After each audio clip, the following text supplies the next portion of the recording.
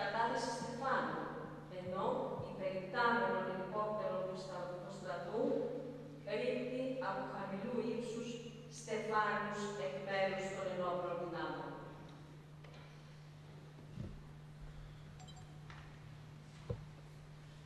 Ακολούθως, ανήλθεν στο βήμα ο εκπροσωπών την Ιεραρχική Επιτροπή κύριος Φάνης Τσαβέλας, ώστις, αφού εξέφρασε την αγαλίαση της πόλεως, διότι απεκτήθη μεγαλοπρεπής Ανδριάς του ελευθερωτού της, επέδωσε ψήφισμα επί περγαμηνής της Επιτροπής, δια του οποίου παραδίδει αυτή στην πόλη των Ανδριάννα, δια προσκύνημα εις το διηνεκές και προς φρονηματισμόν των επερχομένων γενεών επί των αιωνίων αξιών της πατρίδος. Το πρωτόκολλο παραδόσεως του Ανδριάννα στο Δήμο Τρυπόλεως. Η Ιεραρχική Επιτροπή ανεγέσεως του Ανδριάντος Θεοδόρου Κολοκοτρώνη προς τον Δήμο Τρυπόλεως. Ενωτιστήσα και εστερνιστήσα διακαή και παλέτα των πόθων των Τριπολιτών, όπως αποτίσουν ελάχιστον φόρων οφειλωμένης τιμής και ευγνωμοσύνης προς τον ελευθερωτήν Αρκάδα, πολέμαρχον και αλωτήν της ενδόξου Τριπολιτσάς, στρατηλάτην του Ιερού Αγώνος της Παλιγενεσίας, Θεόδωρον Κολοκοτρώνη, συναισθήθη η καθημάς Ερανική Επιτροπή, δια του από 3ης Αυγούστου 1952 και Δευτέρου Βασιλικού Διατάγματος. Διακατεχομένη από αδιέρετον πίστη προς τον ταχθέντα σκοπών και υπερνικήσασα εναντιότητας και ανοιξοότητας κατά των διαδραμώντα χρόνων 10 και 9 ετών, διηλικών εισπονών εκ Πανελληνίου Εράνου, έφερε εις πέρας την αποστολή αυτής, διό ευγνωμόνος και προσεκπλήρωση εθνικού χρέους παραδίδει σήμερον, κατά την εμετήν 150ην επέτειον ελευθερίας της πόλεως, εις τον Δήμον Τρυπόλεως, αντάξιον τιμωμένου Ήρος Ανδριάντα, δια προσκύνημα εις το διηνεκές και προς φρονηματισμόν των επερχομένων γενεών επί των αιωνίων και ακαταλείπτων αξιών φυτάτης πατρίδος. Τρίπολης, τη 26η Σεπτεμβρίου 1921 ημέρα τελετής Αποκαλυπτηρίου. Πρόεδρος, ο Γενικός Γραμματεύς, τα μέλη.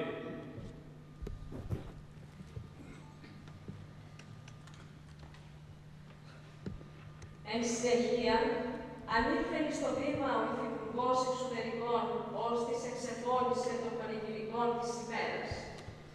Επικολούθησεν σιγή ενός λεπτού και ανεκρούστη ο εθνικός ύμνος, για του οποίου έκλεισεν η τελετή των Αποκαλυπτηρίων. Επικολούθησε μεγαλειώδης παρέλαση σχολείων, οργανώσεων, προσκόπων, οδηγών, φουστανελοφόρων και αμαλιών, καθήν εθαυμάστη το παράστημα των δέοντες. Το απόγευμα, εις την πλατεία Άρεως, έλαβαν χώρα έτερε εορταστικές εκδηλώσεις υπό τα ενθουσιώδη χειροκροτήματα και επιθυμίας του πλήθους. Η αξέχαστη αυτή ημέρα του εορτασμού της Τρυπόλεως έκλεισε με την καύση πρωτεκτημάτων και άθλετο φωταγώγηση του Ανδριάντος του τιμηθέντος Ήρος. Ολόκληρο το εορταστικό πρόγραμμα μεταδόθη εις το Πανελλήνιο για του δικτύου ραδιοφωνίας και τηλεοράσεως. Ομοίως, κατά την ημέρα του εορτασμού, διοικητικής αναπληκτικής φραγίδος του Δελτάν εσφραγίστησαν φάκελοι και δελτάρια των φιλοτελιστών.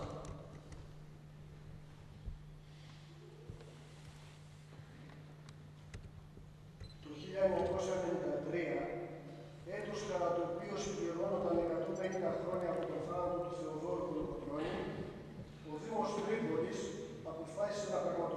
σειρά εκδηλώσεων για να τον τιμήσει. Οι εκδηλώσεις ξεκίνησαν με την πραγματοποίηση της θρησκευτικού μνημοσύνου στο ναό του Αγίου Βασιλείου από τον Μητροπολίτη Μαντινίας και Κοινωρίας Θεόκλητο υπέρ της αναπαύσεως της ψυχής του Θεοδόρου Κολοκοτρώνη. Η κορύφωση όμως των εκδηλώσεων υπήρξε το Σάββατο, 25 Σεπτεμβρίου 1993, όταν μεταφέρθηκαν τα οστά του Κολοκοτρώνη από τη στήλη των αρχιερέων και προκρίτων στον Αδριάτο. Τα λείψανα μεταφέρθηκαν από στρατιωτικό όχημα στη συμβολή της Οδού Εθνικής Αντιστάσεως και της πλατείας του Αγίου Βασιλείου. Κατόπιν, στο Μητροπολιτικό Ναό του Αγίου Βασιλείου, τελέστηκε από τους Μητροπολίτες Μαντινίας και Κοινωρίας Θεόκλητο και Ναυπάκτου και Αγίου Βλασίου Αλέξανδρο, Εσπερινός και Τρισάγιο υπεραναπαύσεως της ψυχής του Θεοδόρου Κολοκοτρώνη. Ακολούθως, τα οστά τοποθετήθηκαν σε στρατιωτικό όχημα και με τη συνοδεία στρατιωτικής μουσικής, του κλήρου, εκπροσώπων της πολιτείας και των αρχών της πόλεως, διέσχισαν τις οδούς Εθνικής Αντιστάσεως και Δημητρακοπούλου και έφτασαν στον Αδριάτα του Μεγάλου Στρατηγάτη. Εκεί, ο Μητροπολίτης Ναυπάκτου και Αγίου Βλασίου Αλέξανδρος, παρόντος του Δημάρχου Τρυπόλεως Δημητρίου Κωνσταντοπούλου, τοποθέτησε τη Λάρνακα εντός της κρύπτης. Μετά δε το σφράγισμα της κρύπτης, ο Δήμαρχος Τρίπολης Δημήτριος Κωνσταντόπουλος είπε μεταξύ άλλων: «Σήμερα, ύστερα από 63 χρόνια, προβαίνουμε στην τοποθέτηση των λειψάνων στην οριστική τους θέση, σύμφωνα με τις αποφάσεις των πατέρων μας και την επιθυμία των τότε απογόνων του Κολοκοτρώνη. Είμαι ευτυχής, διότι σήμερα ολοκληρώνουμε ένα ιστορικό χρέος. Η Αρκαδία δέχθηκε για πάντα στους κόρπους της τα οστά του μεγίστου των τέκνων της και η Τρίπολη που έχει το προνόμιο της διαφυλάξεώς τους έχει επίγνωση ότι μέσα σε αυτή τη Λάρνακα είναι τοποθετημένη η δόξα ενός μεγαλειώδους αγώνα, η θρύλη και οι νίκες του, η τόλμη και η δράση του. Μέσα σε αυτήν τη Λάρνακα είναι τα ιδανικά μιας φυλής, η δόξα ενός έθνους. Μέσα σε αυτήν τα σεπτά λείψανα του Θεοδόρου Κολοκοτρώνη, που όσο περνούν τα χρόνια και φεύγουν οι δεκαετίες, τόσο μεγαλύτερη αποδεικνύεται στη συνείδηση του Πανελληνίου η φυσιογνωμία του, που απλώνει το χέρι του προς ένα μέλλον του τόπου ευρύτερο και δείχνει στους λαούς πώς οι δούλοι γίνονται ελεύθεροι.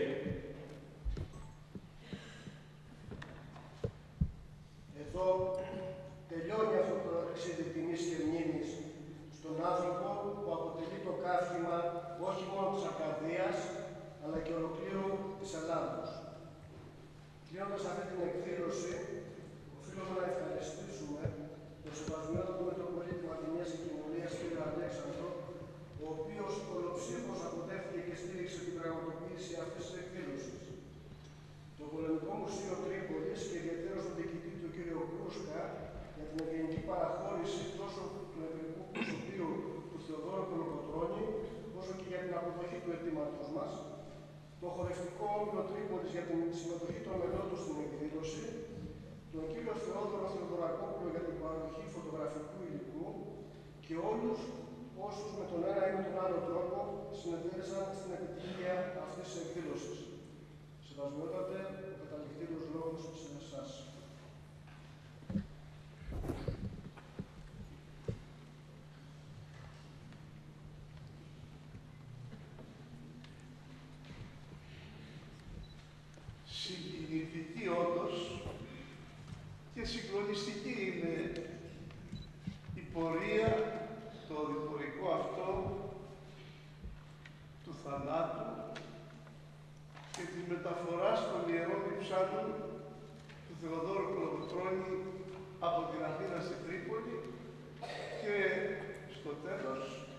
τοποθέτησή τους από το μνημείο αρχιερέων και προκρίτων στον Ανδριάδα του Κολοκοτρώνη. Θυμάμαι με συγκίνηση το 1993 που ήμουν Μητροπολίτης Ναυπάκτου και προσεκλήθη να έρθω εδώ στην εορτή της απελευθερώσεως της Τριπολιτσάς και της μετακομιδής των Ιερών Υψάνων του Κολοκοτρώνη. Και όταν σήκωσα από το τζιπ του στρατού, πάνω στο οποίο ήταν τοποθετημένη η Λάρνακα, και κράτησα στα χέρια μου αυτό το κυβότιο που μέσα τι ήταν, τα λείψανα του Κολοκοτρώνη. Καταλαβαίνετε το συγκλονισμό της ψυχής μου, αλλά και το θαυμασμό του είναι μου σε αυτά τα λείψανα που ήταν ο ήρωας, ο απελευθερωτής της Ελλάδος. Συγκινητική όντως και η πορεία απόψε όπως την παρακολουθήσαμε, αλλά και η ώρα εκείνη. Και νομίζω ότι θα συγκινηθούμε ακόμα περισσότερο αν μου δώσετε λίγη υπομονή και εμένα τώρα να διαγραφήσω τη μορφή του Κολοκοτρώνη, την πορεία της ζωής του. Ποιος ήταν ο Κολοκοτρώνης, πώς έζησε ο Κολοκοτρώνης, τι έκανε ο Κολοκοτρώνης όταν ζούσε επάνω στη γη.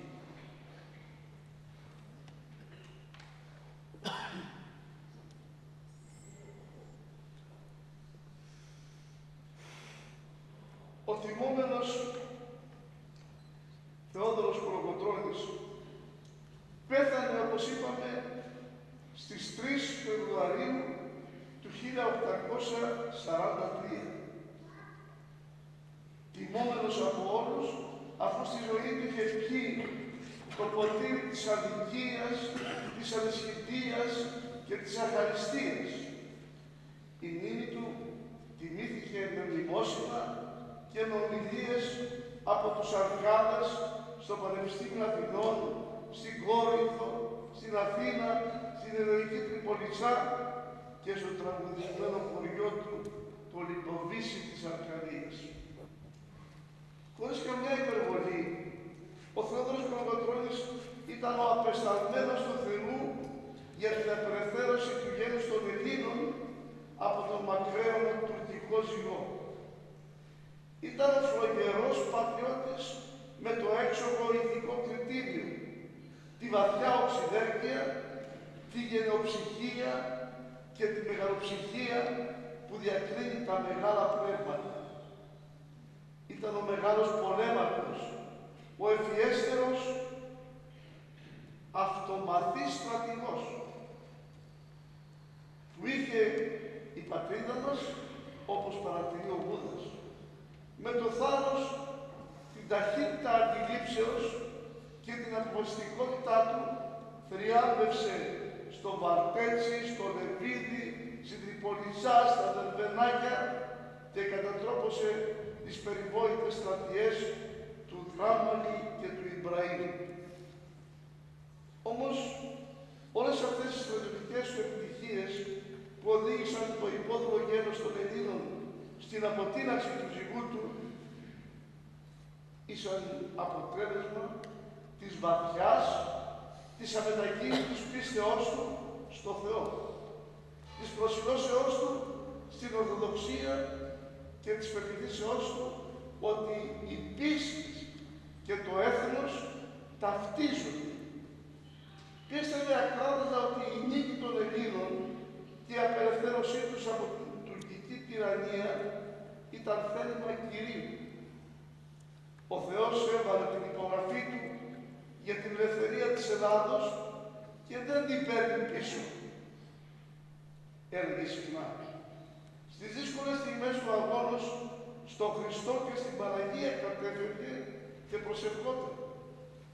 Όταν οι στρατιώτες του τρομοκρατήθηκαν στην Πιάνα από τη θέα των Τούρκων και ηττήθηκαν την 1η Απριλίου του 1821, εκείνος προσευχήθηκε στο ναό της Παναγίας στο Χρυσοβίτσι και είπε με δάκρυα, Παναγία μου, και αυτή τη φορά τους Έλληνες να ψυχωθούν και να ενωθούν. Αλλά και μετά από κάθε νίκη δεν λησμονούσε τη σκέπη και το κρατέωμα των αγωνιστών. Έτσι μετά τη νίκη στο Βαλκρέσι, που ανεπτέρωσε το ειδικό των Ελλήνων, ο γέρος του Μοριά, μιλώντας στους άνδρες του, τόνισε πως τούτη η νίκη θα δοξάζει το γένος στους αιώνες, όσο στέκει το έθνος. Μα πρώτα είναι η δόξα του Θεού, μεγάλη, για αυτό που γίνεται. Γι' αυτό σας λέω να τον δοξολογήσουμε και να νηστεύσουμε όλοι για αυτή την ημέρα. Ήταν Παρασκευή. Το μεγαλείο του ανθρώπου, η πίστη του στο θέλημα του Θεού και η ανεξικακία του περίτρανα επιβεβαιώθηκε όταν άκουσε τη σε θάνατο καταδίκη του στον Άπλιο και με φωνή σταθερή κάνοντας το σταυρό του είπε «Κύριε ελέησον, μνήστητή μου Κύριε, όταν έρθεις εν τη βασιλεία σου». Κι άλλοτε επανέλαβε «Έχω το θάρρος μου εις τον προστάτη της Ελλάδος Θεών. Γι' αυτό και ενεργώ πάνω ό,τι δύναμαι, γράφω, παρακινώ και προσκαλώ όλους τους αγωνιστές να δοξάζουν τον Θεό». Ήταν και μεγάλη καρδιά και άνθρωπος της συγγνώμης ο πολέμαρχος Θεόδωρος Κολοκοτρώνης. Στη Ζάκυνθο, όταν φιλοξένησε στο σπίτι του το Δελιγιάννη, φωνιά του αδερφού του, η μάνα του με φρύδι τον ρώτησε «Παιδί μου, στο τραπέζι θα βάλουμε το φωνιά του παιδιού μου?» Εκείνος ήρεμα την αποστόμωσε «Σώπα μάνα, είναι το καλύτερο μνημόσυνο που κάνουμε στους σκοτωμένους». Αν οι λαοί της γης έφεραν στο νου τους κάποιες φορές αυτή τη στάση, ο κόσμος δεν θα είχε ανάγκη από όπλα και πολέμους και η ειρήνη του Θεού θα ήταν η ειρήνη των ανθρώπων ακλόνητη. Ήταν ο άνθρωπος μεγαλόκαρδος και ανεξίκαρδος. Όταν αποφυλακίστηκε για να πολεμήσει τον Ιμπραήμ και πήγε στην εκκλησία στον Αύριο, απευθύνθηκε στους συγκεντρωμένους εκεί και τους είπε «Έλληνες, πριν έρθω στα Νάπλη από την Ύδρα, έριξα στη θάλασσα τα περασμένα. Κάντε κι εσείς το ίδιο. Στον δρόμο που περνούσαμε να έρθουμε εδώ στην εκκλησία, είδα να σκάβουν κάποιοι άνθρωποι. Τους ρώτησα και μου είπαν πως σκάβουν να βρουν κρυμμένο θησαυρό. Εκεί στο λάκκο μέσα ρίχτε κι εσείς τα νήσι τα δικά σας. Έτσι θα βρεθεί ο χαμένος θησαυρός». Και όταν του δόθηκε χάρη από τον Όθωνα και από τη φρικτή φυλακή του Παραμυθιού, που και σήμερα προκαλεί την αποστροφή και το δέος, με πραότητα κατεβαίνοντας έβλεπε άλλους να κλαίνε, άλλους να γελούν, άλλους να φωνάζουν «Ζήτω ο βασιλεύς, ζήτω η δικαιοσύνη, ζήτω ο Κολοκοτρώνης». Εκείνη η υποδοχή, έλεγε, με έκανε να λησμονήσω όλες τις στοιχείες που πέρασε. Ο άνθρωπος του Θεού, ο μεγάλος στρατηγός, είχε και βαθιά επίγνωση της ανάγκης της μαθήσεως. Ήταν θαυμαστής της γνώσεως, αλλά και συνειδητός πολίτης που αγωνιούσε και φρόντιζε και μαχόταν με όλες τις δυνάμεις του για το στέριγμα της ελευθεριάς και το απρόσκοπτο μέλλον τούτης της πολύπαθης πατρίδος μας.